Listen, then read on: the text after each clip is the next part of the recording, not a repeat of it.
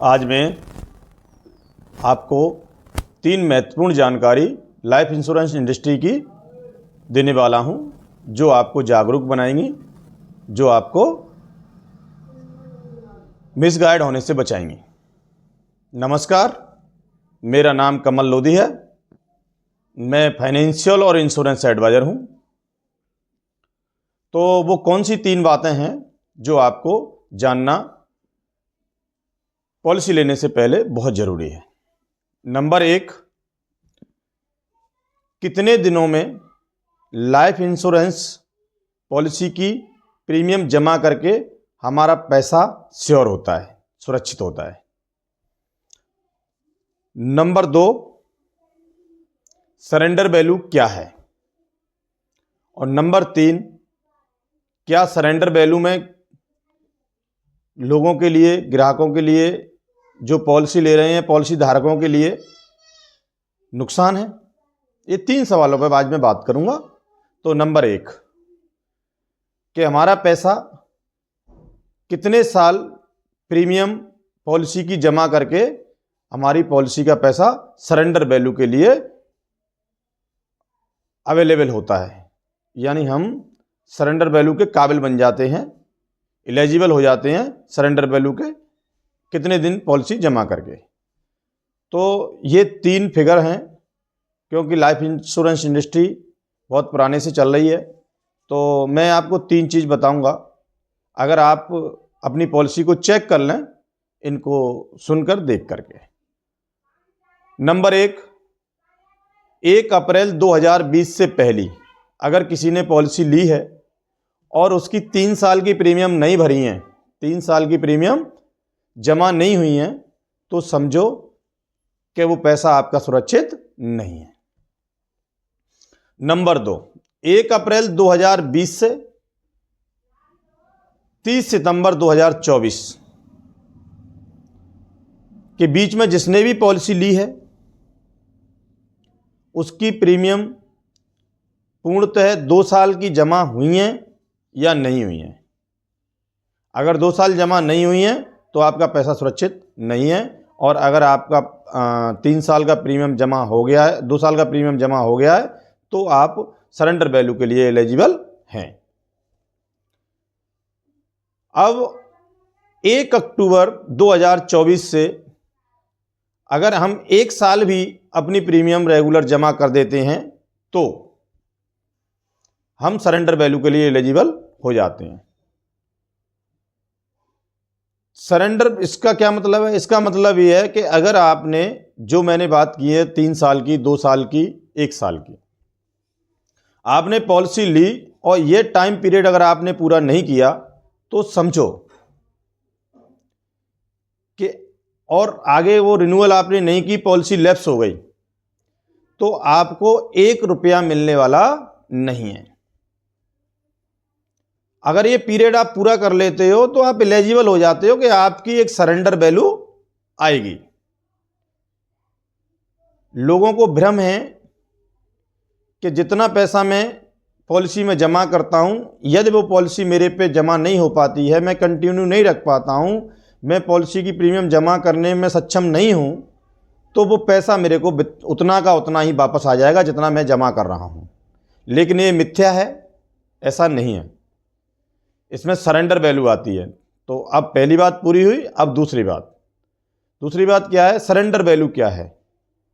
देखो, जब पॉलिसी की टाइम पीरियड को हम पूरा कर लेते हैं, तो पॉलिसी लेते वक्त और जब हम करते हैं पॉलिसी, तो पॉलिसी में कई सारे खर्चे होते हैं, जिसमें एलोकेशन चार्ज होते हैं, जिसमें मॉर्टलिटी चार्ज होते हैं, जिसमें जीएसटी होता है, जिसमें कमीशन चार्ज होते हैं। ये सभी चार्ज होते हैं। वो चार्ज साथ ही साथ पॉलिसी में से कट जाते हैं। उन चार्जों को कटने के बाद में जो पैसा बचता है, वो होता है निवेश। तो आपके, जब आप पॉलिसी सरेंडर करते हैं 2 साल के बाद, 3 साल के बाद, 4 साल के बाद, 5 साल के बाद, और कॉन्ट्रैक्ट को पूरा नहीं करते, जो कॉन्ट्रैक्ट आपने लिया है, बीमा लिया है, बीमा का मतलब है कॉन्ट्रैक्ट, यानी LIC या कोई भी लाइफ इंश्योरेंस कंपनी आपको जो भी प्रपोजल दे रही है वो एक कॉन्ट्रैक्ट ये दे रही है कि भैया अगर आपने ये कॉन्ट्रैक्ट पूरा किया 20 साल का तो हम आपको बोनस सहित समय सूट जोड़कर इतनी मैच्योरिटी दे देंगे। अगर आपने ये कॉन्ट्रैक्ट नहीं किया तो आपकी पॉलिसी पे जो खर्चे आए हैं उनको काट के जो पैसा बचेगा हम आपको वापस कर देंगे। ये होती है सरेंडर वैल्यू, और ये हर इंश्योरेंस इंडस्ट्री का नियम है साहब, IRDA का नियम है। IRDA ने जो नियम बनाए हैं लाइफ इंश्योरेंस कंपनी के लिए, चाहे फिर वो कोई सी भी कंपनी हो, तो उसमें सरेंडर वैल्यू आती है। वो सरेंडर वैल्यू अगर कोई 3 साल के बाद पॉलिसी सरेंडर कर रहा है तो 60 से 65% आ जाती है। अगर कोई 2 साल बाद जमा कर रहा है तो 50 से 55% आ जाती है। और अगर 1 साल बाद अब कोई सरेंडर करेगा जिसने 1 अक्टूबर 2024 के बाद में पॉलिसी ली है, तो IRDA ने निश्चित कर दिया है कि 50% पैसा आपको वापस करना पड़ेगा। तो ये समझ लें पहले। और फिर ये भी जो फिर मैं बता रहा हूं वो लगभग में है, ये भी कंडीशन डिपेंड करती है कि आपकी पॉलिसी में आपका रिस्क कवर कितना है और आपकी मोर्टेलिटी दर क्या कटी है, इसके ऊपर डिपेंड करता है। और ये मोर्टेलिटी दर ये सब डिपेंड करती हैं आपकी उम्र पे। तो सरेंडर वैल्यू आती है, पैसा का पैसा नहीं मिलता है। मैं समझता हूं कि ये बात भी आपकी क्लियर हो गई होगी। क्यों? क्योंकि जब बीमा हम लेते हैं तो बीमा का पैसा हमें कहीं से वापस नहीं मिलता। GST भारत सरकार को चली जाती है, वो भी वापस नहीं मिलती। जो भी एलोकेशन चार्ज लग जाते हैं वो लग गए हैं, वो भी वापस नहीं मिलते। आपका निवेश आपको वापस मिल जाता है, इसीलिए इसमें सरेंडर वैल्यू कम आती है। अब बात आती है क्या हमको सरेंडर में नुकसान है? तो सीधी सीधी बात है, सरेंडर में तो नुकसान ही है। जब पैसा कट रहा है तो सरेंडर में नुकसान है। जब भी हम सरेंडर करते हैं तो उसके 2 नुकसान सबसे ज्यादा हैं। नंबर 1, आपका कॉन्ट्रैक्ट खत्म हो गया तो आपका बीमा खत्म हो गया, आपकी सिक्योरिटी परिवार की खत्म हो गई। नंबर 2, आप सरेंडर कर रहे हैं तो आपको पैसा कम मिल रहा है। नंबर 3, जो आपने लक्ष्य बनाया था, मान लो बेटी की शादी बनाया था, बच्चों की शिक्षा बनाया था, अपना रिटायरमेंट बनाया था, वो अधूरा रह गया। तो हम जब पॉलिसी लेते हैं तो ये सुनिश्चित कर लें कि यदि हम उसको भर सकते हैं, जमा कर सकते हैं, तो ही पॉलिसी ट्रेडिशनल और गारंटीड प्लान लें। अगर आप उसको नहीं भर सकते हैं तो पहले से समझ लें, आपको पता होना चाहिए कि भाई मैं अगर नहीं भर पाया इसको तो पैसा इतना ही मिलेगा। आप ये समझ के ना करें कि पैसा का पैसा वापस मिल जाएगा। अगर आपको ये डाउट है कि भाई मेरी कंडीशन कभी भी खराब हो सकती है, मैं नहीं भर सकता हूं, तो मैं आपको एक तरीका बताता हूं। बीमा जरूर लेना चाहिए हमको, तो मुझे टर्म इंश्योरेंस करवाना चाहिए। टर्म इंश्योरेंस में क्या है, उसमें पहले से पता है आपको कि भाई अगर मेरे साथ कोई मिसहैपनिंग होती है तो मेरे परिवार को इतना पैसा मिलता है। अगर मेरे को कोई मिसहैपनिंग नहीं होती है तो ये पैसा मैं सुरक्षा के लिए दे रहा हूं, जैसे गाड़ी का बीमा करवाता हूं। जैसे हेल्थ इंश्योरेंस है, हेल्थ इंश्योरेंस में प्रीमियम वापस तो नहीं मिलता, इलाज मिलता है। अगर आप बीमार हुए तो उसका लाभ लेते हैं, बीमार नहीं हुए तो लाभ नहीं मिलता है। ऐसे इसमें अगर आपके साथ कोई मिसहैपनिंग हो जाती है, डेथ हो जाती है, तो परिवार को पैसा मिल जाता है, नहीं तो नहीं मिलता। ये आपको पहले से पता है। दूसरा, अगर मुझे प्लानिंग करनी है तो मैं कहाँ जाऊं? तो मैं जाऊं साहब इंश्योरेंस कंपनी की यूलिप में। यूलिप पॉलिसी ऐसी होती हैं जो मार्केट लिंक्ड होती हैं, मार्केट के बेंच पे चलती हैं, सेंसेक्स और निफ्टी से चलती हैं, और इनका रिटर्न भी कंपैरेटिवली जो बोनस बेस और गारंटीड प्लान होते हैं उनसे ज़्यादा आता है, क्योंकि यहां थोड़ा सा रिस्क भी होता है।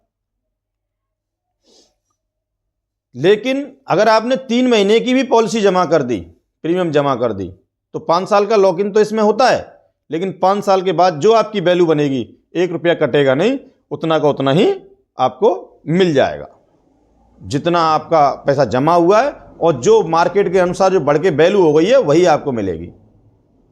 मैं समझता हूं मेरी ये जानकारी ने आपको बहुत जागरूक किया होगा, अच्छी लगी होगी। अगर आपको अच्छी लगी है तो लोगों के साथ शेयर करें, जिससे और लोगों को भी क्लैरिटी मिले। अगर किसी को कोई डाउट है तो कमेंट करके कमेंट बॉक्स में मुझे बता दें, जिससे मैं आपको कमेंट करके और आपका जो डाउट है वो क्लियर करूँगा। मैंने अपना स्क्रीन पर नंबर दे रखा है, इस पर कांटेक्ट भी कर सकते हैं। डिस्क्रिप्शन में ऑप्शन में लिंक दे रखी है, उसमें अपना नाम, ईमेल आईडी, मोबाइल नंबर भर के आप अपना गोल डिस्कस कर सकते हैं। तो मेरी टीम और मैं आपसे संपर्क कर लेंगे। दूसरों के साथ भी शेयर करिए, उनको भी इसका लाभ मिलेगा। मेरे चैनल को सब्सक्राइब भी कर लीजिए, क्योंकि जो भी जानकारी दूंगा वो यूनिवर्सल ट्रुथ दूंगा। जो भी होगा आपको मेरे चैनल पर मिसगाइडेंस नहीं मिलेगा, इन्फ्लुएंस नहीं मिलेगा, रियल नॉलेज मिलेगी, रियल जानकारी मिलेगी। बेल आइकन को भी दबा लें, जिससे जब मैं वीडियो बनाऊं तो सबसे पहले आपको वीडियो आपकी मेरी सूचना के तौर पे पहुंचे। आपने मेरी वीडियो को ध्यान से सुना, देखा, समझा, अपना कीमती समय लगाया, उसके लिए हृदय की गहराइयों से बहुत बहुत धन्यवाद। नमस्कार।